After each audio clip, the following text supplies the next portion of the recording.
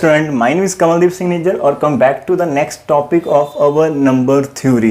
So आज हम article करने वाले हैं, एक एग्जाम्पल की तरह काम करेगा। तो करते हैं एक प्यार सी स्माइल के साथ, धीरे से प्यार से इसको क्वेश्चन को समझते हैं। फर्स्ट है definition of relative prime and teaser. ये रिलेटिव प्राइम एंड टीजर कैसे होते हैं वो हमें पता होना चाहिए। सो जहाँ पर होता है relative prime numbers, that is आपके पास दो नंबर्स ए एंड बी को मैं कह सकता हूँ ए एंड बी। यदि मेरे पास टू नंबर्स है, these are known as a relative prime numbers if their GCD is equal to 1। यदि उनका GCD 1 है तो हम उनको relative prime number कह सकते हैं। अभी बच्चों आपके माइंड में ये डाउट नहीं आना चाहिए कि आपके पास यहाँ पर ए बी के ऊपर कोई भी कंडीशन नहीं है, ये कुछ भी हो सकते हैं, ये इटसेल्फ प्राइम हो भी सकते हैं। नहीं, यदि आप ए को मान लो कि हमने ए को 2 कंसिडर किया और बी को आपने 3 कर दिया तो इनका GCD होगा 2 और 3 का 1। और आप सोचेंगे इसका मीनिंग ये प्राइम नंबर थे इसलिए GCD 1 हुआ। जहाँ पर सोचना, यदि आप ए को 4 भी कंसिडर करते हो और बी को 3 करते हो तब भी आपके पास 4 और 3 का GCD 1 ही आएगा। इसका मीनिंग 2 और 3 को हम क्या बोलेंगे? Relative prime number. इसका मीनिंग 4 और 3 को हम क्या बोलेंगे? Relative prime number. और सुनिए, जहाँ पर दोनों प्राइम थे ठीक है, जहाँ पर एक प्राइम था और एक हमारे पास कंपोजिट नंबर था, थोड़ा सा और ट्विस्ट कर लेते हैं। ए को 4 कंसिडर कर ले, बी को आप 9 कर ले। ना तो बी पर ए आपका प्राइम नंबर है, ना ही हमारा बी प्राइम नंबर है, and still there GCD is equal to 1। तो therefore these are known as a relative prime integer. तो हम इनको रिलेटिव प्राइम एंड टीजर कह सकते हैं। तो ये तो हमारे पास है सिंगल सिंगल। तो हमारे पास पेयर वाइज भी हो सकते हैं। लाइक आपने 4 को उठा लिया, आप 5 को लिख सकते हैं, आप 7 को लिख लो, आप 9 को। हमने 4 नंबर कंसिडर किए। So these are known as relative prime numbers in pairs. तो आप इसको रिलेटिव प्राइम इन पेयर्स कब कह सकते हैं? इफ हमारे पास a, i and a, g का GCD 1 हो फॉर ऑल i, j। मतलब आप डिफरेंट लेंगे। तो लाइक जहाँ पर आप देखें 4 और 5 का GCD कर लो, 4 और 7 का कर लो, 4 और 9 का कर लो, चाहे आप 5 और 7 का कर लो, 5 का 9 के साथ कर लो और 7 का 9 के साथ कर लो। हर एक का GCD 1 है। इफ़ आपके पास ऐसे नंबर है जिनका आप इस नंबर का किसी के भी साथ पेयर ले रहे हैं तो आपका GCD एवरी टाइम 1 है। तो हम इन चारों नंबर को एक साथ कैसे बोलेंगे? These are relative prime numbers in pairs. तो इनको हम इन पेयर्स रिलेटिव प्राइम बोल सकते हैं। तो these are the simple definitions. तो आपकी बुक में डेफिनेशंस होगी तो आपने वहाँ से क्लियर करनी है। मेरा फंडा था आपको समझाना, ठीक है। उसके बाद हमारा जो आर्टिकल है आज का वो क्या है? वो एक डेफिनेशन की तरह वर्क करेगा कि for any two integers A and B not both zero. हमें प्रूफ क्या करना है कि ये जो नंबर है ए एंड बी, ये नंबर रिलेटिव प्राइम कब हो गए? If and all if there exist X and Y such that their linear combination is equal to 1।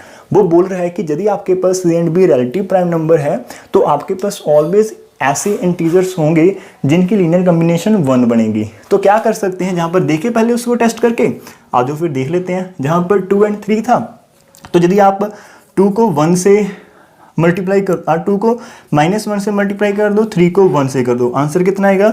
-2 + 3 is equal to 1। अरे वाह, वो डेफिनेशन तो लग रही है। -1 को हम x ले सकते हैं, जहाँ पर 1 को हम y कंसिडर कर सकते हैं, तो आंसर 1। तो जैस इन दिस केस हमारे पास x कितना है? -1 and y is equal to कितना है? +1 है। तो हमारा ये आर्टिकल प्रूव हो रहा है। यदि आपके पास रिलेटिव प्राइम नंबर है तो उनके पास x और y होगा।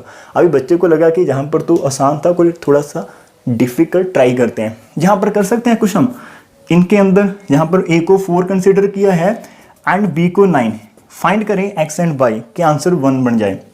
तो इट्स अगेन सिंपल। इसको हम कर लेते हैं मल्टीप्लाई -2 के साथ और प्लस कर देते हैं इसको 1 के साथ। क्या बनेगा? This is -8 and this is 9, answer आ गया +1। इसका मीनिंग मैं इसको भी लिख सकता हूँ 4x 9y is equal to 1। जैस हमारे पास जहाँ पर भी आंसर है तो ये हमारे पास दोनों तरफ चलेगा कि यदि ए बी रिलेटिव प्राइम है तो आप ऐसी लीनियर कॉम्बिनेशन लिख सकते हैं। और इफ यदि आपके पास ऐसी लीनियर कॉम्बिनेशन है तो बैक जाकर ये दोनों नंबर कैसे होंगे? ये आपस में रिलेटिव प्राइम होंगे। कोई भी लीनियर कॉम्बिनेशन यदि आपके पास 4x + 9y is equal to 1 है तो डेफिनेटली ये 4 और 9 रिलेटिवली प्राइम होंगे। दिस इज अवर आर्टिकल है। तो ध्यान से देखा। अभी इसे प्रूव करते, जस्ट 2 मिनट लगे इसे। चलिए स्टार्ट करते, इसे प्रूव करते हैं।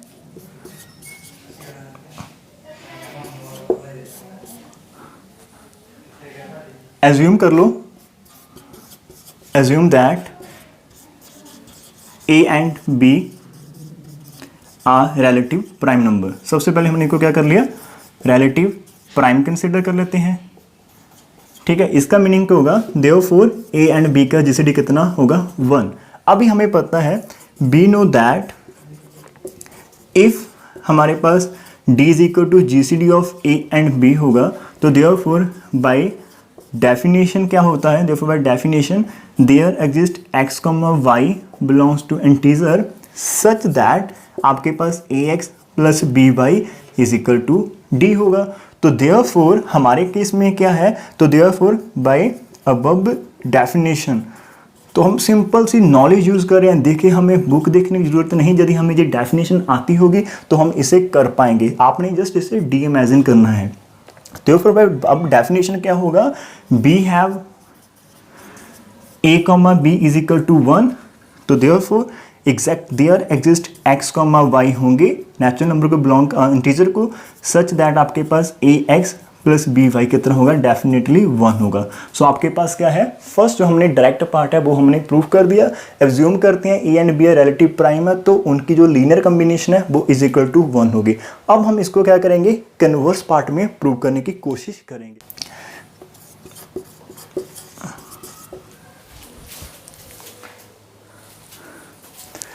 तो अभी हम कन्वर्स पार्ट करने वाले हैं। कन्वर्स पार्ट में हमने क्या कंसीडर करना है कि हमें दिया है, एज्यूम कर लो, जल्दी से करेंगे, आज एक ही आर्टिकल होगा। अभी मेरे पास थोड़ा सा टाइम कम है, फिर भी मैंने बच्चों से प्रॉमिस किया था कि मुझे करना है नंबर 3, तो जितना भी होगा मैं आपको दूंगा, लेकिन आज हम एक ही कर पाएंगे, ठीक है।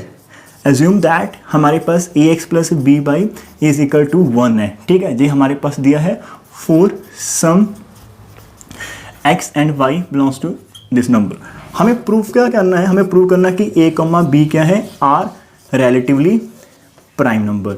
हमें इन्हें रिलेटिवली प्राइम करना है, that is we need to prove. अब लिख लो जल्दी जल्दी से कि ए और बी का जीसीडी हमें 1 करना है। हमें प्रूव करना है कि ए बी का जीसीडी 1 है, तो आप लेट कर लेते हैं कि D is equal to A comma B का जीसीडी है। प्रूव करना है 1 लेकिन लेट कर लिया डी। अब डी हमारा जीसीडी ऑफ ए बी है, तो इसका मीनिंग डी क्या करेगा, डिवाइड करेगा ए को भी एंड डी डिवाइड करेगा बी को भी। इसका मीनिंग क्या है, डी ए एक्स को भी डिवाइड करेगा एंड डी आपका बी वाई को भी करेगा। किसके लिए, for X comma Y belongs to integer के लिए। डी ए एक्स को भी करता है, बी वाई को भी। अरे वाह, डी तो इन दोनों की लीनियर कॉम्बिनेशन को भी करेगा, ए एक्स प्लस बी वाई। मैंने ऐसा क्यों किया, बिकॉज इसे भी तो हमें कहीं ना कहीं यूज़ करना है, अदरवाइज ये नाराज़ हो जाएगा हमसे कि मेरी तो मतलब कोई इंपॉर्टेंस ही नहीं, मैं जहाँ पर बैठा हूँ स्टार्टिंग में और आपने मेरी तरफ देखा नहीं, तो इसे देखना, इसे इंपॉर्टेंस देनी है, तो भाई तो वेट कर, हम तेरे पास आएंगे। तो हमने ए भी लेट किया, तो हमने उसी फॉर्म को बनाने की कोशिश कर ली। इसका मीनिंग क्या होगा, डी डिवाइड 1 को करता है। अरे वाह, बिकॉज इसकी वैल्यू हमने पुट कर देनी, डी डिवाइड 1। अब 1 को कौन कौन नंबर डिवाइड कर सकता है, इसका मतलब क्या होगा, D is equal two plus minus 1 होगा। लेकिन मेरे प्यारे बच्चों, जब भी असी सारी चीज़ें करते हैं तो असी ਜਿਹੜਾ पंजाबी च आ गए, तो असी ਜਿਹੜਾ ਇੱਥੇ डी ਨੂੰ ਅਸੀਂ पॉजिटिव नंबर कंसीडर करते हैं। मतलब थ्रू आउट द चैप्टर हमारा जो भी डिवाइस जहाँ पर ग्रेटेस्ट कॉमन डिवाइजर होता है, ओके सिंपल, जहाँ पर मैं बताता हूँ डी हमारे पास क्या है, -1 भी है और 1 भी है। मैं थोड़ा सा भूल गया और अच्छा बताता हूँ। डी आपके पास -1 और 1, इसका मीनिंग -1 भी डिवाइजर है और 1 भी डिवाइजर है, तो 2 डिवाइजर हो गए। तो इनमें से ग्रेटेस्ट कौन है, इनमें से ग्रेटेस्ट कौन है, हमारे पास 1 है। तो डी हम क्या लेते हैं, greatest common divisor. Common divisor तो बहुत सारे होते हैं, उनमें से जो सबसे बड़ा that is our greatest common divisor. तो therefore D is equal to 1 होगा, that is A comma B की जीसीडी कितनी होगी, 1 होगी। तो हेंस हमारे पास क्या होगा, A and B are relative prime number. So कितना आसान था आर्टिकल। यदि अच्छा लगे तो वीडियो को अभी लाइक कर दीजिए, शेयर कर दीजिए, कहीं पर भी अपने व्हाट्सएप पे, अपने जो आपका फेसबुक अकाउंट है, व्हाट्सएप स्टोरी है, आप उसमें अपलोड कर दें इसको जाना, ठीक है। और आप कुछ वहाँ पर अच्छे से शब्द लिख सकते हैं कि यस और well done, I have done it. आपको किसी को पर्सनली बोलने की जरूरत नहीं, बस आप इतना लिख दें कि आई हैव डन, अपने आप आपके फ्रेंड भागे भागे आएंगे, अरे जो तो स्टडी करो, हम पीछे न रह जाओ, वो खुद उसको देख लेंगे। दिस द सिंपल ट्रिक, आप यदि मेरे को हेल्प करना चाहते हैं, ठीक है। सो आज के लिए इतना करते हैं, कल मिलेंगे एक प्यारे से आर्टिकल के साथ। होप सो कल मेरे पास ज़्यादा टाइम होगा, लेकिन फिर भी कुछ ना कुछ हम करते रहेंगे आपके लिए। और इसको आइडिया लेकर और एग्जाम्पल्स करते रहना। सो लास्ट में keep smiling, keep studying and relax रहें, कोई टेंशन नहीं, वाहिगुरु साडे नाल है एंड अपने नाल है तो कुछ वधिया होगा, ठीक है। सो इस जर्नी के बीच बहुत कुछ चंगा होने वाला। So stay hopeful, bye bye, take care.